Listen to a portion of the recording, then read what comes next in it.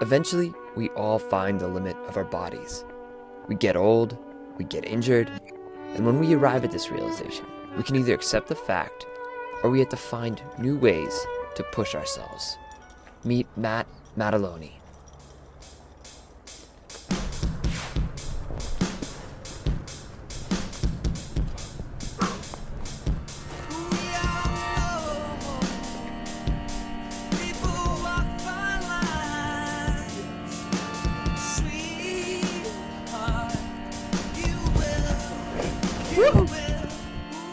From the moment Matt touched rock, he has been obsessed with climbing. As a teen, he moved to Squamish to learn the craft. The Chief was this huge piece of granite that totally caught my imagination.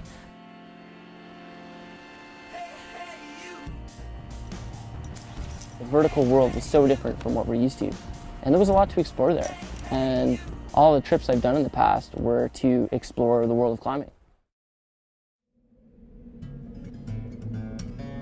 Matt has put up massive big walls above the frozen seas of Baffin Island. He's traveled throughout Southeast Asia, finding deep water soloing locales, and he's completed routes solo in the Himalayas thin air. At 32 years old, he's already had an exceptional climbing career. As time went by, I kind of felt like I had seen and done a lot of those things. And I needed to either climb harder or find new challenges or something that would keep it interesting. And now I'm at the point where, I kind of feel like I've reached my potential in climbing. In terms of raw difficulty though, Matt knows he's never going to climb 515. That doesn't mean that there aren't ways he can push his climbing, even the sport of climbing. Oh, it's so nice! Oh, I love it. Better? Way better. The stoke when you get involved with something you really love for the first time and you're just obsessed with it. When I got into climbing, it's all I wanted to do. And after about 5 years, I'm like, I'm just going to do this my entire life. Like, I'll never do anything else. And then that energy just gets exhausted, I guess. I don't know. I started exploring all these different things, and then it was getting harder and harder to find that energy again. And then I got introduced to whitewater kayaking, and it was like that. It was like the light bulb went off, and I was a Gumby again, and everything in the sport was new. And it was so easy to have that same feeling of excitement and challenges and everything.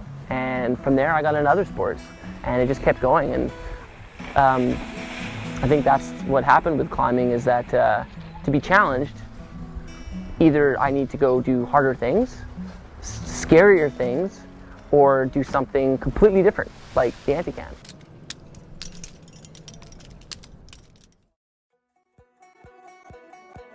This year, Matt's thoughts have been monopolized by one idea. 600 feet up the Chief, there is a giant hanging sheet of rock that's mysteriously attached to the wall.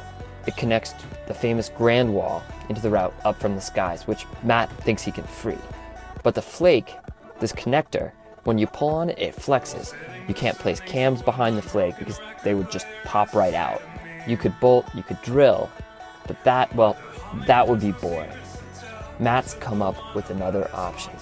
This season, he's going to create an entirely new piece of gear. Engineer, build, test, and then put to use a theoretical piece of protection Matt has dubbed the Antican. I'm hoping this season that I get to build the Antican, that the thing works the way we want, and that it gets us to climb the flake. And if that all goes well, then it might open up the opportunity to try Up from the Skies free. And if that all happens, then I'm gonna be pretty stoked, for sure. This will be a mental adventure with very real physical consequences. Holy crap.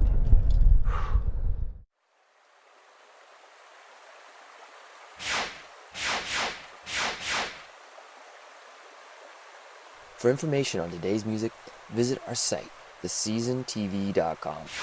Brian and I would love to hear from you. If you've got thoughts, input, questions, suggestions about the show, send us an email to info@theseasontv.com.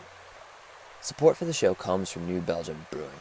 They've been working hard out in Fort Collins and have a whole new brew for you, Ranger IPA.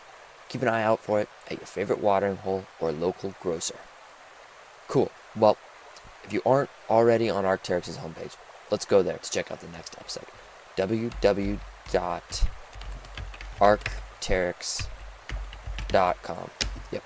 Let's click on that. Yeah. You can always see the season first at Arc'teryx. Thanks everyone for watching.